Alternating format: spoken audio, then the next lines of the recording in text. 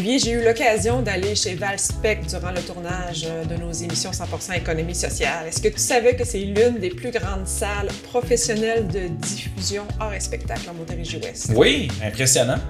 Tout à fait. Et M. Leduc, le fondateur, qui est toujours à l'emploi chez Valspec, nous a raconté des anecdotes, des histoires super intéressantes qu'on va voir dans la prochaine demi-heure.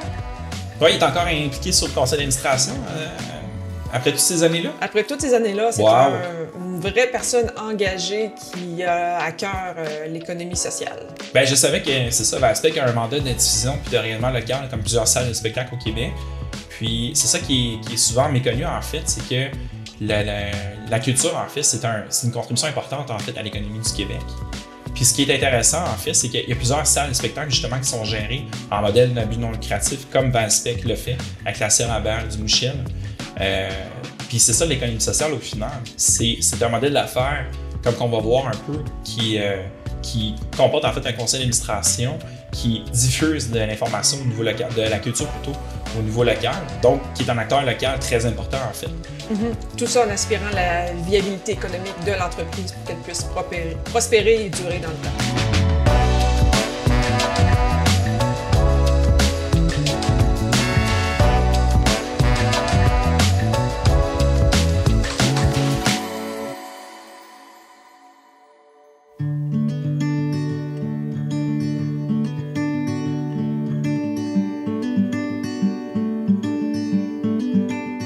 En fait, ça commence avec mon enfance. On part-tu de là? Ça fait longtemps. J'ai 71 ans, bientôt 72. Mais moi, je suis né dans un commerce. Le magasin général, un des derniers, peut-être même le dernier magasin général de Valleyfield, J.O.R. Leduc et Fils. Puis j'aime beaucoup raconter ça parce que c'est fondamental. Moi, j'ai commencé, j'avais deux passions dans la vie. J'en avais une surtout. Je voulais être comédien, ce que je suis devenu, le conservatoire d'art dramatique, etc. Mais j'ai aussi appris à être un commerçant, très jeune, très tôt, parce que notre père avait un magasin donc général, et on était ouvert aux mêmes heures que les dépanneurs. Tu sais, mon grand-père ouvrait à 6 heures le matin, puis on fermait à 11 heures le soir. Puis moi, je raconte tout le temps que j'échangeais avec des travailleurs de la Montreal Cotton, et ils venaient au magasin le soir, puis là, ils achetaient un pain, 3-4 tranches de ballonné. Puis moi, j'aimais beaucoup cette idée que je leur donnais quelque chose dont ils ont besoin et ils me payaient en échange. Puis ils me payaient en échange parce qu'il faut payer pour ce qu'on consomme, parce que c'est ça qui fait marcher l'économie. Tu sais, on va parler d'économie sociale. Mais l'économie sociale, on n'en sortira pas. Il y a forcément là-dedans une notion de commerce.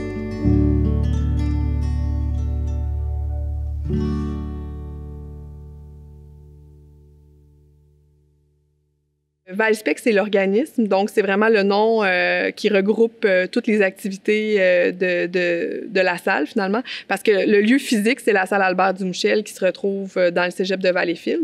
On a 3 lieux de diffusion. Nous, on a le cabaret d'Albert, donc qui se trouve exactement ici, qui est on pourrait l'appeler une salle de type cabaret où on peut accueillir à peu près une centaine de personnes. Sinon, au-dessus de nos têtes, il y a le Café chez Rose, qui, lui, est situé dans le cégep. C'est une salle dans laquelle on peut, c'est une ancienne chapelle, donc ça a un cachet vraiment particulier. On peut accueillir environ 500 personnes debout. Donc, ça amène des spectacles parfois, tu sais, comme on a eu les Cowboys fringants, donc des spectacles un peu plus festifs, dans une ambiance vraiment très différente d'une salle à l'italienne comme on voit ici. Donc, ça, c'est la très belle salle Albert Dumouchel. Donc, Valspec, c'est aussi des événements. Donc, c'est en salle et à peu près, je dirais, là, 200 représentations par année environ, plus tous nos événements qu'on fait aussi à l'extérieur. Donc, c'est ça, Valspec. C'est qu'on est un des pionniers en diffusion au Québec. Jean-Pierre Leduc, c'est une des personnes qui a fait en sorte de créer le métier qu'on a aujourd'hui, parce qu'à l'époque, on parlait pas nécessairement dans les mêmes termes là, des spectacles. Donc, nous, on fait partie d'un regroupement qui s'appelle Rideau, donc qui regroupe là, les salles professionnelles du Québec. Puis, naturellement, moi qui viens de l'économie sociale, ben c'est sûr que au cœur de ce qu'on fait, c'est notre mission qui est de permettre à notre public d'avoir accès à des spectacles pluridisciplinaires, professionnels en région. Donc, ça, c'est tout ce qu'on fait, c'est pour répondre à cette mission-là, finalement. Il y a une dame qui s'appelle Pauline Séguin, dont j'aime beaucoup parler aussi, parce que Pauline, elle a, à un moment donné, créé un truc qui s'appelait les projets Saint-Augustin. Son objectif, c'était de ramasser de l'argent pour aider à financer la construction d'une église, qui est l'église Saint-Augustin. Et toujours est-il qu'elle avait, au vu et au su de moi, fait venir des pièces de théâtre de Jean Duceppe à l'époque. Elle fait venir La mort d'un commis voyageur, Charbonneau et le chef. Puis elle avait réussi à ramasser de l'argent pour être capable de financer la construction de l'église Saint-Augustin, d'où les projets Saint-Augustin. Puis je dis souvent que c'est mon inspiratrice parce que à un moment donné, moi je suis comédien, j'ai 20 ans. Au conservatoire, on m'a dit tu vas travailler quand tu auras 40 ans. J'avais comme un petit problème d'agenda. Là, j'ai dit, qu'est-ce que je fais entre 20 ans et 40 ans? Alors, toujours est-il que j'ai 20 ans, puis tout à coup, je travaille au service récréatif au début. Là, j'étais sur un projet de création d'emploi pour une animation culturelle. Puis j'ai rencontré Pauline Séguin, puis je vois ce qu'elle fait avec les projets Saint-Augustin. Puis je réalise que ça sera pas avec la ville que ça va se passer. Bon. Et là, j'ai un flash, je me dis, puis c'est pour ça que je te ramène ça à mon histoire de pain, de tranches de ballonné, puis tout ça. Je me suis dit, les gens doivent avoir envie de voir des spectacles, plus que quelques pièces de théâtre là, que Pauline avait produit. Probablement qu'il y a moyen de faire un commerce avec ça. Mais là, on est en 76, 77. Il n'y a rien d'évident dans ce que je te raconte. Aujourd'hui, on est dans une salle de spectacle qui fait presque 200 spectacles par année, qui a un budget de plusieurs millions, on est rendu pas loin de 4. Mais là, en 77, il n'y a rien du tout. Là. Il y a quelques spectacles qui viennent à Valleyfield de temps en temps. Puis moi, je pense avoir fait de l'économie sociale avant même que la notion d'économie sociale existe ou que le terme existe. Comme j'ai fait de la diffusion de spectacles, à une époque où le mot « diffuser des spectacles », ça n'existait pas non plus. Ni diffuser, ni diffuseur. On utilisait quand même le mot pour... Il y avait des producteurs, il y avait des artistes, mais quelqu'un dont la job est de dire, nous, notre job, c'est de diffuser, de prendre les spectacles qui sont montés, qui sont produits, puis de les présenter à un public, dans une salle, quelque part. Toute cette notion de diffusion, on a commencé à faire ça en 76, 77. Valspec a été incorporé en 77.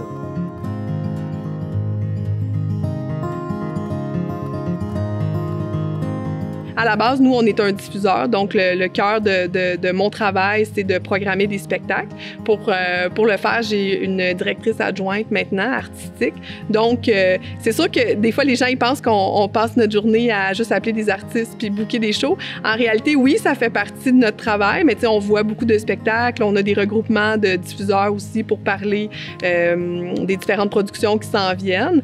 Mais après ça, il y a tout l'aspect, tu sais, comme n'importe quel emploi où on doit gérer des ressources humaines, gérer des états financiers. Puis nous, spécifiquement, ben, quand c'est une entreprise qui est un OBNL à la base, ben, c'est toute la partie gouvernance aussi là, dont on doit s'occuper, le conseil d'administration, des demandes de subventions, tout ça. Essentiellement, nous, c'est ça. Notre travail, c'est qu'on vend des billets de spectacle. Donc, c'est sûr qu'il y a une grande partie de nos revenus qui viennent de la vente de spectacles. Ensuite de ça, ben, naturellement, de plus en plus, pour aller chercher des revenus autonomes, ben, on a des services de bar aussi. Il y a la vente de marchandises sur place. Il y a des pourcentages qui nous reviennent quand les artistes vendent dans notre salle de spectacle de la marchandise. Le fait qu'on participe aussi à différents types d'événements, donc on peut aller chercher des revenus connexes aussi de cette façon-là, mais par la suite, il y a nécessairement des partenariats qui sont vraiment structurants pour l'organisme. Il y a des sous qui viennent du milieu public. Là, nous, on est financé par le Conseil des arts et des lettres du Québec. On est dans une entente aussi avec le Cégep et la ville de Salaberry de Valleyfield, mais on on offre aussi à ce type de partenaires-là nos services. Fait on va, exemple, dans des événements comme les régates de Valleyfield, on utilise notre service de billetterie, notre service de technique. Donc, dans beaucoup de festivals dans la région, c'est nos services techniques qui sont demandés. Donc, à ce moment-là, nous, on génère quand même beaucoup de revenus autonomes.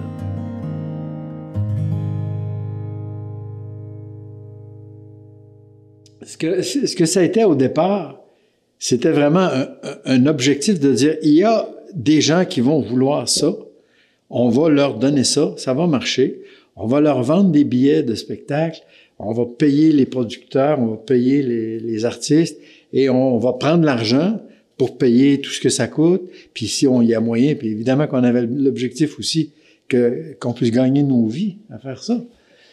Mais tout ça, toute réflexion faite ne pouvait pas se faire sur une base économique, capitaliste de base. Tu sais, si on avait dit on veut avoir des actionnaires, puis on veut générer des profits, puis notre but c'est de faire de l'économie capitaliste, là, d'une certaine façon, on n'existerait plus. On a compris très rapidement qu'il fallait avoir une formule de fonctionnement qui permettait d'une certaine façon de rassurer, de conforter nos partenaires éventuels, c'est-à-dire la ville, le ministère de la Culture qui commençait tranquillement à comprendre qu'il allait y avoir un mouvement. Parce que quand je commence en 76, 77, des diffuseurs de spectacles, il y en a 7-8 là, sur le territoire. Dans les grandes villes, il y a Sherbrooke, Québec, Trois-Rivières, et il y a moi qui arrive là-dedans, ça s'appelait le réseau Accès. Puis ce que j'expliquais, puis je trouve ça important de le dire, c'est que sur une base strictement commerciale, avec des objectifs de profit, Valspec n'existerait plus. Parce qu'il a fallu avoir de l'aide des corps publics. La ville, le conseil, d'abord le ministère de la Culture, puis après, c'est devenu le Conseil des arts et des lettres du Québec. Tout ce monde-là, il demande à s'assurer qu'on a une mission à laquelle on se consacre et que notre objectif, c'est pas de faire des profits. Puis la seule façon de le faire, c'est d'avoir des compagnies, parce qu'on parle souvent d'organismes sans but lucratif. Mais le vrai terme, le terme de base, là, c'est une compagnie sans capital action. Valspec est une compagnie sans capital action. Les organismes qu'on appelle les compagnies selon la partie 3 des compagnies, c'est des compagnies qui ne peuvent pas avoir d'actionnaires parce qu'ils n'ont pas de capital action. Puis parce qu'ils n'ont pas de capital action, ils ne peuvent pas éventuellement générer et transférer et payer des dividendes. Donc, on ne fait pas de profit. L'objectif, c'est pas de faire des profits. Ce qui n'empêche pas qu'on peut faire des surplus, à condition de prendre les surplus puis de les réinvestir toujours, d'année en année, dans les objectifs, la mission, etc. La mission de départ, qui est de l'animation culturelle, faisait en sorte que Valspec collaborait déjà à plein d'événements, mais c'est peut-être plus positionné, affirmé depuis quelques années qu'on a développé un peu plus ce volet-là, de collaborer au niveau technique, au niveau de nos services de billetterie, de services à la clientèle, via aussi un partenariat avec notre fournisseur qui est Tuxedo. Mais jadis, on le faisait aussi différemment, mais ouais, c'est ça. Dans le fond, effectivement, la marque Valspec s'est positionnée peut-être plus de façon plus affirmée dans les dernières années, là. Mais ça, ma collègue Pascale Jaudoin pourrait vous en parler pas mal parce qu'elle travaille beaucoup au développement de disciplines qui sont peut-être moins large public pour le moment, entre autres la danse. Sinon, le théâtre ici, il va bien parce que notre abonnement repose sur les pièces de théâtre. Les abonnés doivent choisir des pièces, doivent choisir au moins 5 pièces à chaque année, parmi un choix d'une dizaine de pièces qui sont présentées annuellement pour préserver leur privilège d'abonnés. Donc ça fait en sorte que sur 400-500 abonnés, on a toujours ils n'ont pas le choix d'en choisir 5. Là. Donc, d'emblée, ça fait déjà une salle qui se remplit rapidement. Mais sinon, évidemment, l'humour, la chanson, ça surfe sur une certaine popularité au Québec. Donc, ça va bien d'emblée. sans trop qu'on travaille trop fort, même si on travaille fort quand même. Mais musique, c'est aussi Pascale Jaudoin, qui est directrice artistique adjointe, travaille beaucoup au développement de la musique. Elle est aussi sur le conseil d'administration de Classival. Donc, on essaie aussi de s'engager, de se mobiliser dans des organisations pour aider au développement culturel. Puis de développer ces disciplines-là qui ont besoin d'un petit coup de pouce. Là. Le défi, en fait, c'est un gros défi auquel font face beaucoup d'organisations, que ce soit culturelles ou non, de rajeunir la clientèle vers les arts vivants, entre autres. C'est sûr qu'avec toutes les plateformes web qui existent, les façons de communiquer qui sont différentes, c'est une génération, là, les plus jeunes qu'il faut apprivoiser, puis il faut utiliser ces outils-là. Il faut se rajeunir nous-mêmes pour comprendre leur thinking, en bon français, leur façon de voir les choses, la bonne approche pour les séduire. Donc, ça c'est un gros défi, ouais.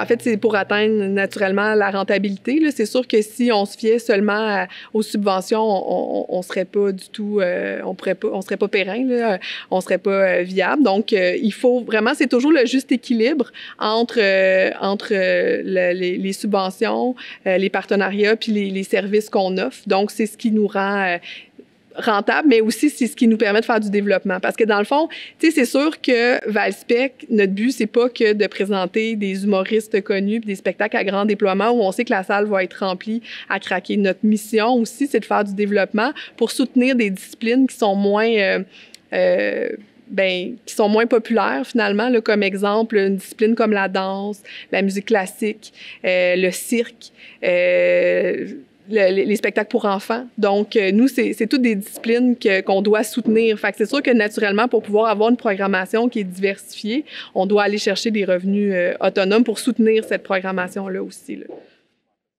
Tout ce que nous avons réussi à faire depuis 40 quelques années n'aurait pas pu être fait autrement qu'en passant par la filière de l'économie sociale, c'est-à-dire un organisme qui a d'abord une mission, d'abord une vocation, qui a un modèle d'affaires qui permet à tout le monde d'être en confiance, de savoir qu'il n'y a personne derrière ça qui est là à se mettre de l'argent dans les poches, etc. Puis donner un service à la population, que la population... on peut pas dire que la population en veut pas, parce que ça fait 47 ans que ça marche, puis on a de plus en plus... on a, je sais pas, 80 000 spectateurs par année, etc. Donc, ça fonctionne. L'idée derrière ça, puis là, on revient à toute la notion d'économie sociale, c'est que les coopératives, par exemple, c'est une façon très intelligente, tu sais, je pense au mouvement des jardins, là, qui est peut-être un modèle en coopération, là, de dire, si on partage des profits, on va le faire sur une base un individu, un vote, etc. On va décentraliser la notion de profit, puis on va appeler ça des surplus, puis on va distribuer des surplus. Tu sais, bon. Alors nous, on distribue pas de surplus. Nous, on est obligé de les garder. Les coopératives peuvent les distribuer sous forme de, comment on appelle ça déjà, des ristournes, merci pour le mot. Alors nous, on peut pas faire ça, là. Notre type de corporation à nous, c'est zéro, là.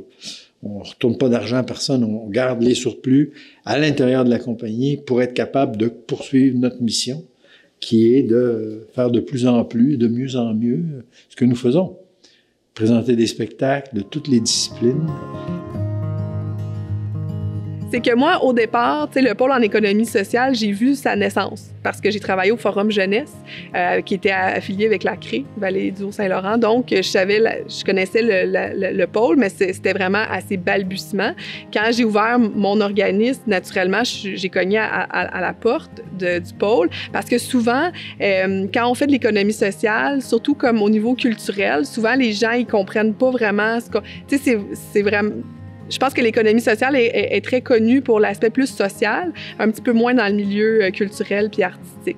Donc, moi, naturellement, j'ai vu dès le départ les possibilités où, justement, on parlait un même langage. Donc, ça pouvait vraiment nous aider pour les subventions, pour l'aide à la gouvernance, donc la formation sur différents aspects. Puis, naturellement, quand je suis arrivée ici à Valspec, c'était vraiment important pour moi de continuer. J'essaie de participer beaucoup aux activités du pôle. On apprend beaucoup de choses, on peut rester à l'affût de ce qui existe. Puis, ce qui est intéressant, c'est que dans le milieu de la diffusion au Québec, en fait, c'est tout nouveau que les gens se voient comme des entrepreneurs. En fait, à la base, ils se voyaient comme des diffuseurs.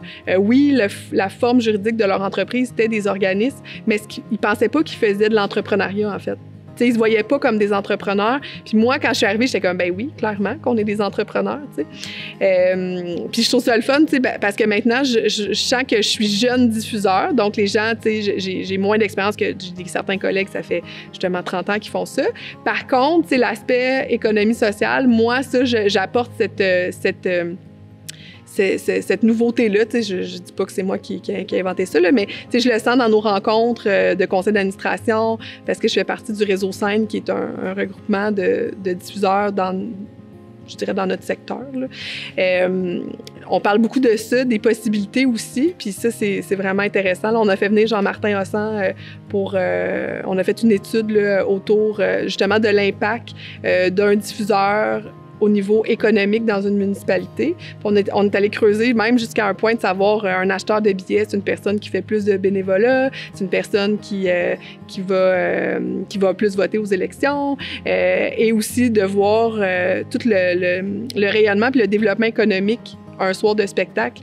814 personnes qui viennent voir un spectacle, qui vont manger dans les restaurants, qui vont à la station-service, qui vont dans les dépanneurs, tout ça. Donc, voilà, moi, je pense que c'est l'avenir des diffuseurs là, d'ouvrir de plus en plus vers l'économie sociale. Puis nous, ici, bien, naturellement, ça passe par le pôle. Il faut en avoir, il faut faire des spectacles dans toutes les disciplines et il faut viser tous les publics. Puis nous, ça fait longtemps qu'on a compris ça parce que moi, le premier spectacle qu'on a présenté en 77, là, c'était un spectacle pour enfants. Moi, ça a été mon obsession première quand j'ai commencé à faire Valspec, c'est on va d'abord présenter des spectacles aux enfants, à la famille, aux enfants et à la famille, parce c'est comme ça qu'on va se fabriquer un public, là, tu sais.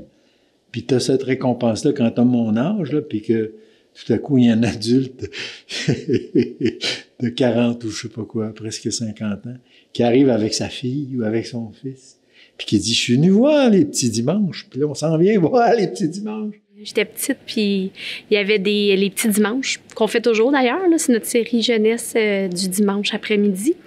Puis, ouais, tout petite, je venais ici. Mes premiers spectacles, Mitsou, Rock Voisine à l'époque, Joanne Blouin. Ouais, c'est les premiers spectacles que je suis venue voir ici. Puis, bien évidemment, puisque c'est la salle professionnelle, le diffuseur majeur de la région, bien, je suis venue voir après ça d'innombrables spectacles dans la salle Albert Dumouchel. Puis petit à petit, bien, j'ai travaillé beaucoup avec l'équipe de Valspec quand j'étais à l'emploi des régates, entre autres. Donc, c'est des amis. Bref, c'est une histoire familiale, donc tout est dans tout, comme on dit. Mais c'est ça, ça fait 40 ans que je les connais, on va dire ça. C'est très familial. On se donne vraiment à tout point de vue. Je pense que c'est comme un échange entre l'employeur et l'employé, c'est-à-dire que on sait qu'on peut compter au moment où il faut sur les employés. Les gens se dévouent beaucoup, sont très, très mobilisés, sont motivés. Puis à l'inverse, bien, quand arrive une journée de tempête, un virus à la maison, bien, tout est très malléable. Donc, il y a cet esprit familial-là, beaucoup de compréhension, beaucoup de collaboration aussi entre les employés. Puis, bien, on a tous à cœur vraiment de faire grandir et croître nos services, puis la mission de Valspec. Donc, il y a ça, là, cette solidarité-là qui est très, très... c'est très constructif, là, on se mobilise beaucoup, on est très proches les uns des autres. Donc, c'est un précieux atout là, de travailler pour un organisme comme Valspec. Content que tu me donnes l'occasion d'en parler parce que moi, j'ai 71 ans. Là. Je suis bien content de pouvoir encore être utile ici puis de faire ce que je fais au niveau de l'administration, mais je suis éminemment remplaçable. C'est parce que là, on a une équipe du tonnerre. Valspec, actuellement, est à son zénith en termes d'équipe qui sont des modèles d'efficacité, de jeunes prometteurs. Alors moi, je ne suis pas du tout inquiet pour Valspec. Là. J'espère juste, moi, pouvoir faire le bout de chemin.